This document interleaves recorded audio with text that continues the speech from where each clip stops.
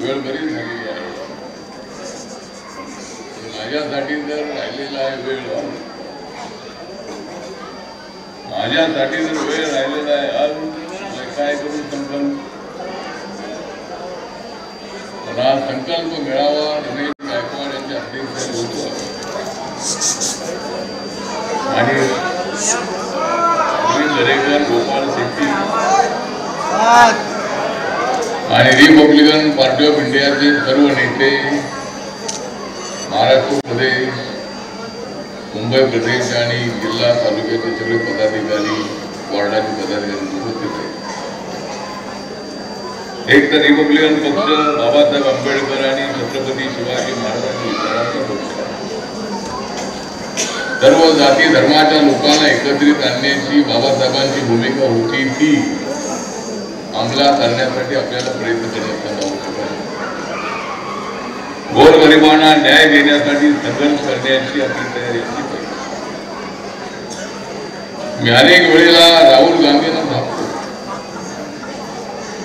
मी अनेक वेळेला पार्लमेंटमध्ये राहुल गांधींना थांबलं, कारण सरकार आहे आपलं.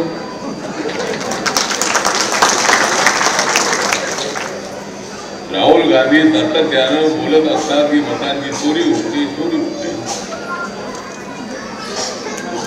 ज्या वेळेला तुम्हाला एवढ्या जागा मिळाल्या त्यावेळेला आम्ही लोकसभेमध्ये 14 मध्ये 19 मध्ये काँग्रेस पक्षाला विरोधी पक्ष नेता पद मिळेल एवढ्या जागा मिळाल्या नव्हत्या. गोपाळ शेट्टीजी माझ्यासोबत आम्ही दोघे एकत्र होतो आणि अशा पद्धतीनं चुकीच्या पद्धतीचा प्रचार करण्याचं काम आपण वस्तीच्या लोकांना सांगितलं पाहिजे की नरेंद्र मोदीजी यांनी बाबासाहेबांच्या संविधानाला माथा टेकून शपथ घेतली. नरेंद्र मोदी यांनी या देशाचं संविधान बदललं. बाबासाहेबांचं संविधान मजबूत करण्याची भूमिका घेतलेली आहे. विनाकारण समाजामध्ये फूट पाडायची अशा पद्धतीची नीती काँग्रेस पक्षाची आहे. डिवाइड अँड रूलची पॉलिसी त्यांची नीती आहे. मी सुद्धा काँग्रेस पक्षासोबत होतो आणि आज मी भारतीय जनता पक्षासोबत आहे, नरेंद्र मोदींच्या सोबत आहे, एनडीएमध्ये आहे. माझ्या पक्षाचं स्वतंत्र अस्तित्व आहे. माझ्या पक्षाला कोणी संपवलं नव्हतं. माझा पक्ष देशाच्या सर्व राज्यामध्ये जाऊन पोचलेला. आपल्या सगळ्यांच्या आशीर्वादाने नागालँडमध्ये आपल्या पक्षाचे 2 आमदार आहेत. मणिपूरमध्ये आपला पक्ष रेकॉग्नाइज आहे. लवकरच अरुणाचल प्रदेश किंवा मेघालय किंवा त्रिपुरा या ठिकाणी 2 ठिकाणी आपला पक्ष रेकॉग्नाइज झाला. रिपब्लिकन पक्षाला राष्ट्रीय पक्षाची मान्यता मिळणार आहे. त्यामुळे भाजपवर किंवा नरेंद्र मोदींच्यावर, अमित शहावर आरोप केले जातात हे पक्ष संपवतात.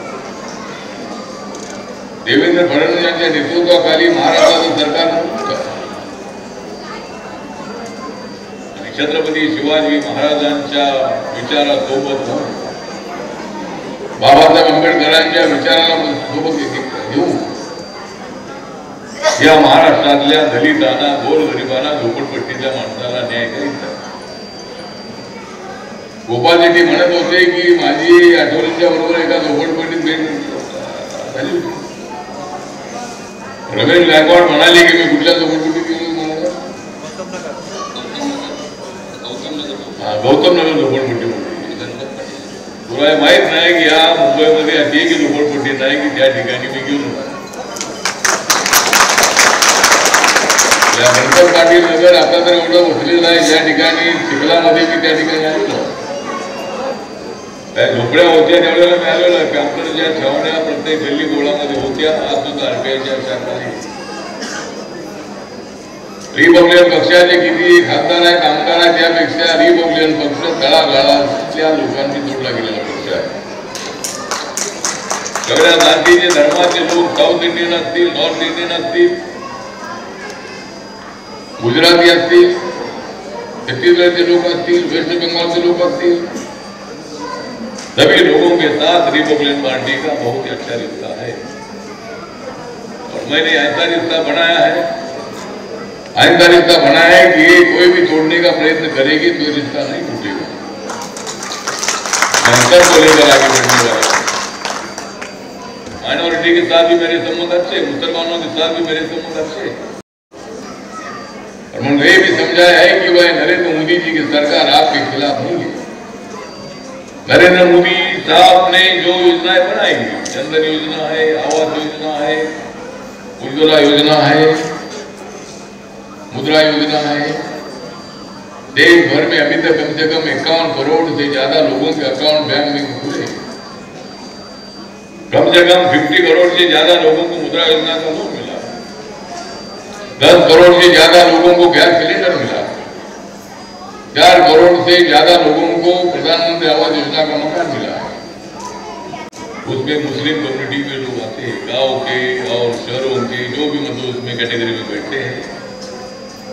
जो 10% आरक्षण हमने दिया है उसमें मुस्लिम आते हैं, क्रिश्चियन उसमें आते हैं, हिंदू आते हैं।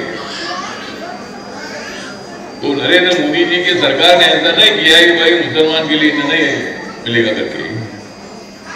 और मैं मुसलमानों को बताना चाहता हूं कि ये कांग्रेस वाले समाज में फूट डालते हैं। ये कांग्रेस वाले बीजेपी पर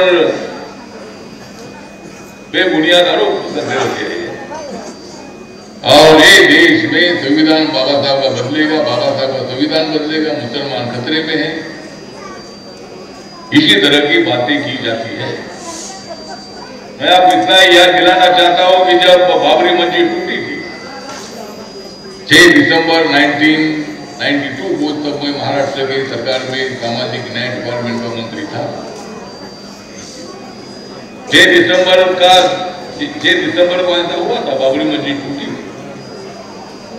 तब कुछ दंगे मुंबई में हुई थी, जरूर हुई थी, कुछ दिन 8-10 दिन 15 दिन तक दंगे हुई थी।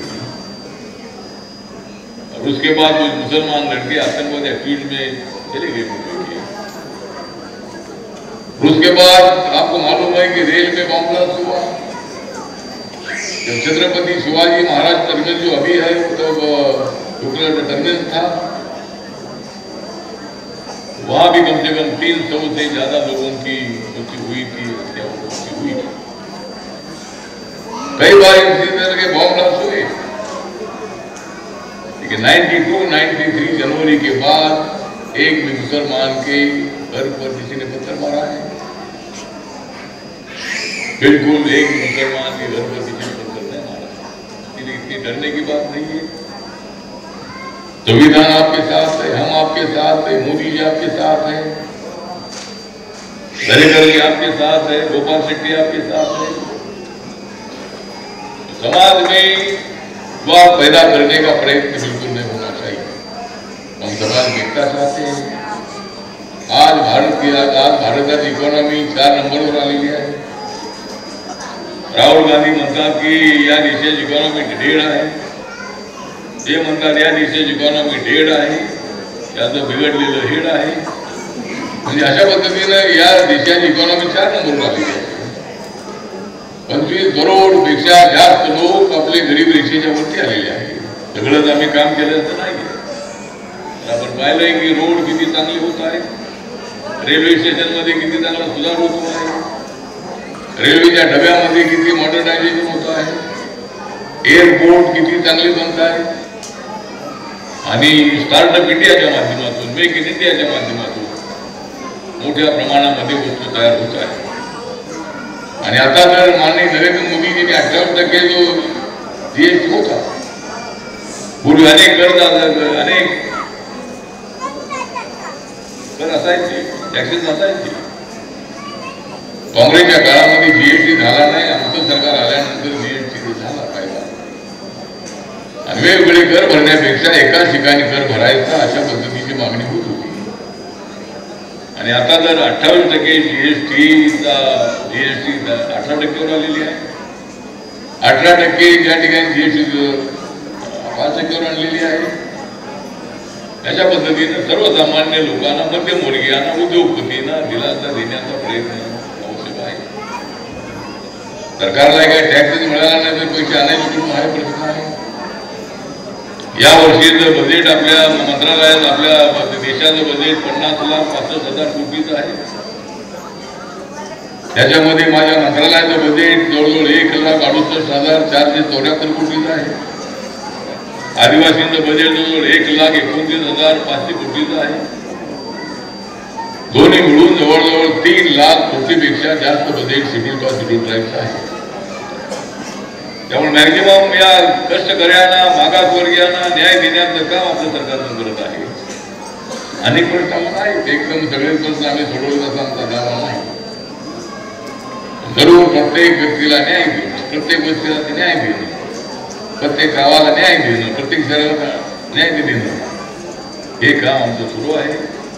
त्यामुळे रिपब्लिकन पक्ष जो आहे त्याचा झोपडपट्टीत राहणाऱ्या माणसांचा पक्ष आहे, तसा तो मिडल क्लासच्या लोकांचा आपला पक्ष आहे, बिल्डिंगमध्ये राहणाऱ्या लोकांचाही पक्ष आहे, तो हिंदूंचा पक्ष आहे, बौद्धांचा पक्ष आहे, ख्रिश्चनांचा पक्ष आहे, मुसलमानांचा पक्ष आहे, तो ब्राह्मण समाजाचा पक्ष आहे, मराठा समाजाचा पक्ष आहे, ओबीसीचा पक्ष आहे.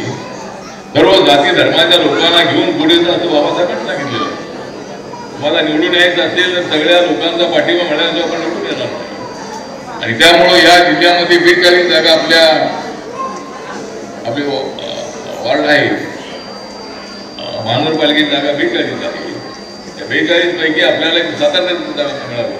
आपण दरेकर साहेब एकदा मुख्यमंत्र्यांच्या सोबत आम्ही होतो आणि मुख्यमंत्र्यांच्या सोबत आम्ही जरा भेटल्यानंतर मुख्यमंत्र्यांना भेटल्यानंतर मुख्यमंत्री देवेंद्र फडणवीस म्हणाले होते की दरेकरी RBIची मालच मुख्य आहे, भेटा आणि जे तुम्हाला हवं असेल ते त्यांना सांगा.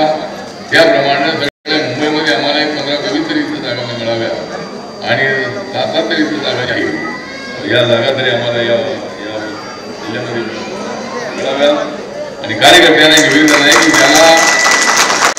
ज्याला निवडणूक लढायची असेल त्याची तयारी असली पाहिजे, त्याची चांगली ओळख असली पाहिजे, सगळ्यांच्या बरोबर भांडण न करणारा कार्यकर्ता असला पाहिजे, सगळ्यांची चांगली मैत्री ठेवणारा कार्यकर्ता असला पाहिजे. आणि एकाच जातीच्या कार्यकर्त्यांना तिकीट देतात. जिल्हाध्यक्ष म्हणून जिल्हा अध्यक्षांची जबाबदारी आहे. या आपल्या अनेक समाजाचे लोक आपल्याला पाठिंबा देत आहेत. गुजराती समाज आहे, हिंदी भाषिक समाज आहे, साऊथ इंडियन समाज आहे, अशा अनेक समाजातल्या लोकांना सुद्धा तिकीट देण्यासाठी प्रयत्न करत असतात. मराठा माणसाला तिकीट दिलं पाहिजे, एखाद्या ओबीसीला तिकीट दिलं पाहिजे, एखाद्या मुस्लिमाला तिकीट आपण दिलं पाहिजे, एखाद्या बौद्ध माणूस आहे, माधव समाजाचा माणूस आहे. अशा पद्धतीनं आपली जी रचना असली पाहिजे. त्यासाठी आपण कामाला लागा एवढं निवेदन करण्यासाठी मी इथं आलेलो आहे. अजून म्हणजे आम्ही आमच्या सरकारने एवढी काम आम्ही केलेली आहे, एवढी काम आम्ही केलेली आहेत. पण मुंबईचं ट्रॅफिक मात्र ठीक होत नाही आहे. त्यासाठी मी मुख्यमंत्र्यांना भेटणार आहे. आणि मला सातारहून येण्यासाठी 1.5 तास लागला. एवढ्या 1.5 तासामध्ये मी जाऊन तिकडे त्याला दिल्लीमध्ये आमचं विमान होतंय म्हणजे 1 तास 40 मिनिटामध्ये. आणि इथं एवढा वेळ लागला पण ठीक आहे. आता एवढ्या गाड्या वाढलेल्या आहेत पण अजूनही मुंबईला स्ट्रॉंग करण्याचा प्रयत्न सुरू आहे. मेट्रो ट्रेन आता सुरू झालेली आहे, डेसर ते अंधेरी सुरू झालेली आहे, घाटकोपर टू अंधेरी सुरू झालेली आहे. त्यानंतर आपले आरेकॉलनी टू बांद्रा तिथं सुरू झालेली आहे. सगळं आता मेट्रोचं झाडं उभं राहतंय तरीही गाड्या कमी होत नाही आहेत. आणि ट्रॅफिक जाम जरी होत असलंही तरी अजून त्याच्यामध्ये काहीतरी आराखडा तयार झाला पाहिजे. जर अशा पद्धतीचे काही ओव्हरब्रिज आहे ते मोठ्या प्रमाणामध्ये करून जर आपल्याला हे ट्रॅफिक थांबवता येईल त्याचा प्रयत्न करावा लागेल. त्यासाठी नक्की माननीय मुख्यमंत्री करतील. आणि एकदा महानगरपालिका आमच्या ताब्यात आली त्यावेळेला महानगरपालिकेवर आपला महायुतीचा झेंडा फडकल्याशिवाय राहणार नाही. उद्धव ठाकरे आणि म्हणजे महायुतीचा या मुंबई महानगरपालिकेवर महायुतीचा झेंडा फडकल्याशिवाय राहणार नाही. उद्धव ठाकरे आणि राज ठाकरेचा झेंडा तिथं अडकल्याशिवाय राहणार नाही. त्यामुळं त्यांनी जरी किती प्रयत्न केला असला तरी मुंबई महानगरपालिका आपल्या ताब्यात येणार आहे. आणि त्यासाठी आम्हाला सहकार्य करा. पुढे विनंती करतो आणि माझे 2 शब्द संपवतो. जय भीम, जय भारत, जय महाराष्ट्र.